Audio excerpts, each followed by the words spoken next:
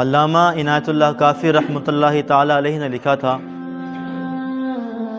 جب انگریز ان کو پھانسی دے رہے تھے، جنگ آزادی کی تحریک انہوں نے چلائی، تو انگریزوں نے ان سے آخری خواہش پوچھی کہ آخری تمنا کیا، آخر میں کچھ مانگنا تو نہیں چاہتے، آخری تمہاری خواہش کیا ہے؟ تب انہوں نے کہا تھا کہ 2 رکعت نماز پڑھ کر رسول پاک کی شان میں کچھ لکھنا چاہتا ہوں، کچھ نعت کے کلام اشعار لکھنا چاہتا ہوں۔ تو رسول پاک صلی اللہ علیہ وسلم کے بارے میں جب انہوں نے یہ کہا تو ان کو اجازت دی گئی، وضو بنایا، 2 رکعت نماز پڑھی، پڑھنے کے بعد کہا اشعار کیا لکھے لوگو، آج پھانسی کے پھندے پر مجھے کیا چڑھا رہے ہو، سنو، کوئی گل باقی رہے گا نہ چمن رہ جائے گا، کوئی گل باقی رہے گا نہ چمن رہ جائے گا، پر رسول اللہ کا دین حسن رہ جائے گا، کہ کوئی گل باقی رہے گا نہ چمن رہ جائے گا، پر رسول اللہ کا دین حسن رہ جائے گا، اور ہم سفیرو باغ میں ہے کوئی دم کا چہچہا، کہ ہم سفیرو باغ میں ہے کوئی دم کا چہچہا، بلبلیں اڑ جائیں گی سونا چمن رہ جائے گا، کہ بلبلیں اڑ جائیں گی سونا چمن رہ جائے گا، اور اطلس و کم خواب کی پوشاک پر نازا نہ ہو، اطلس و کم خواب کی پوشاک پر نازا نہ ہو، اس تنے بے جان پر خاکی کفن رہ جائے گا، کہ اس تنے بے جان پر خاکی کفن رہ جائے گا، اور سب فنا ہو جائیں گے کافی ولیکن حشر تک، کہ سب فنا ہو جائیں گے کافی ولیکن حشر تک، یاد احمد کا زبانوں پر سخن رہ جائے گا، کہ یاد احمد کا زبانوں پر سخن رہ جائے گا۔ رب ارشاد فرماتا ہے کلام پاک کے اندر، اقیموا الصلاۃ وآتوا الزکاۃ، کہ بندو نماز قائم کرو، وآتوا الزکاۃ، اور مالوں کی زکوٰۃ نکالو، یعنی کہ راہ خدا میں خرچ کرو۔ اور آپ کو میں نے بتایا تھا کہ قرآن رب کی کتاب ہے، رب نے اس کو نازل کیا اپنے نبی صلی اللہ علیہ وسلم پر، تو قرآن کا ہر فرمان، ہر حکم بہت اہمیت والا ہے، بہت قدر و قیمت والا ہے۔ اب اندازہ لگائیں، رب نے نماز کا حکم دیا اور زکوٰۃ کا حکم دیا، یعنی کہ اپنے مالوں کو راہ خدا میں خرچ کرو۔ اب جو لوگ نماز ادا کرتے ہیں، جو لوگ نماز کی ذمہ دار، نماز کی کیا پابندی کرتے ہیں، جو لوگ نماز پڑھتے ہیں، تو ان کو رب بہت سارے انعامات سے نوازتا ہے، اور جو لوگ نماز نہیں پڑھتے، جو لوگ خدا کی عبادت نہیں کرتے، اس فرمان کو پس پشت ڈال دیتے ہیں، تو اللہ ان پر کتنی گرفت فرماتا ہے، رب ان سے کتنا ناراض ہوتا ہے، اور وہ لوگ کتنے بڑے گنہگار ہیں جو نماز نہیں پڑھتے۔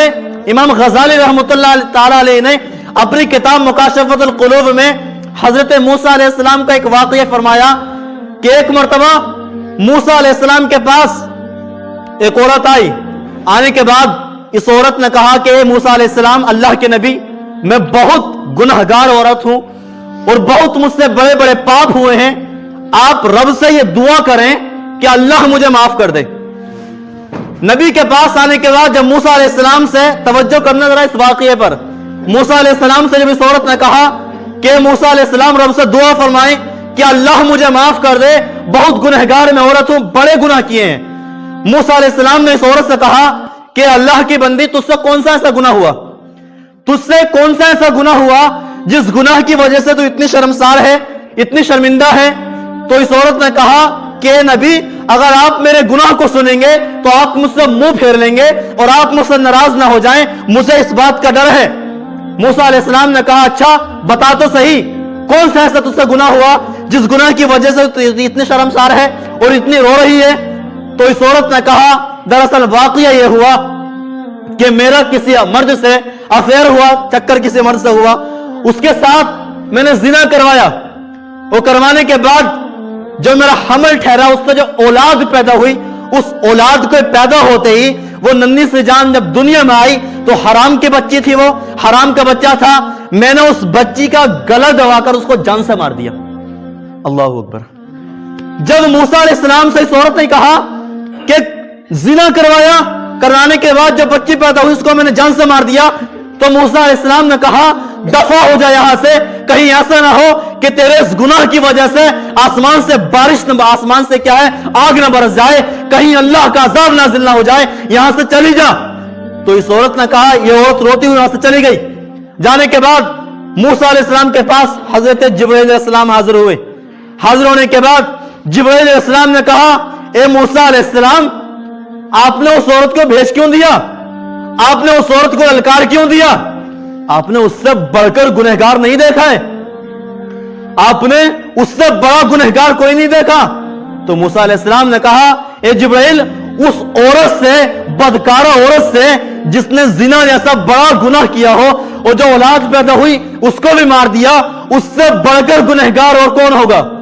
اور یاد رکھیں, زنا کے بارے میں اللہ تبارک و تعالی قرآن پاک کے اندر 19ویں پارے میں ارشاد فرماتا ہے, وَمَن يَفْعَلْ ذَلِكَ يَلْقَى عَصَامًا, جو لوگ زنا کرتے ہیں, جو انسان زنا کرے گا اس کو آسام جہنم کی وادی میں ڈالا جائے گا.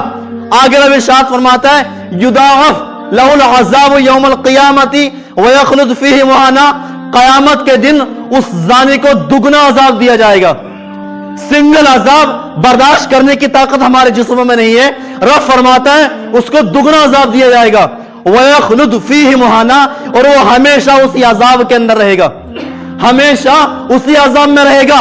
اتنا بڑا گناہ ہے زنا کرنا. تو موسیٰ علیہ السلام نے کہا, اس سے بڑھ کر گناہ کون سا ہوگا؟ اس نے اتنا بڑا گناہ کیا, ایک ننھی سی جان کو بھی مار دیا. اب ذرا جبرائیل یہ بتاؤ اس سے بڑا گنہگار اور کون ہے؟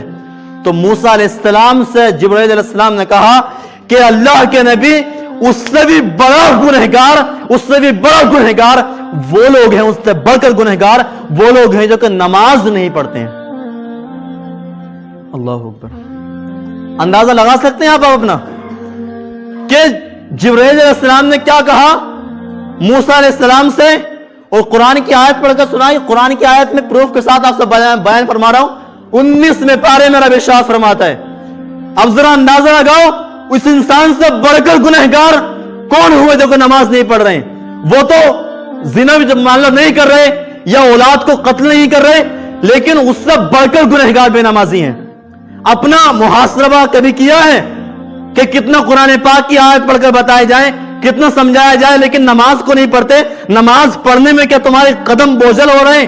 نماز پڑھنے میں تمہیں شدت محسوس ہو رہی ہے؟ اللہ کے گھر کو آنے میں تمہیں کیا ہے, تمہارے جسموں میں کیا اوجھل ہو رہے, تمہارے جسم بوجھل ہو رہے ہیں؟ نماز نہ پڑھ کر اتنا بڑے گناہ کر رہے ہو, رب کو ناراض کر رہے ہو. مرنے کے بعد جب قبرستان کے اندر جاؤ گے تو ذرا سوچا کیا ہوگا؟ رب ارشاد حال یہ ہے کہ جب مسجدوں میں آنا بند کر دیا, مسجدوں میں جب آنا بند کیا, تو مسجدوں کی تعمیر پر بھی ہم نے توجہ دینا ختم کر دی. مسجد کیا ہے, ان کا ادب کیا ہے, ان کا حکم کیا ہے, کچھ سمجھنا ہم نے بند کر دیا. حالانکہ مسجد وہ جگہ ہے کہ اگر آپ کی مسجد صحیح سلامت ہے تو آپ صحیح سلامت ہیں, اور آپ کی مسجد اگر ویران ہے تو پوری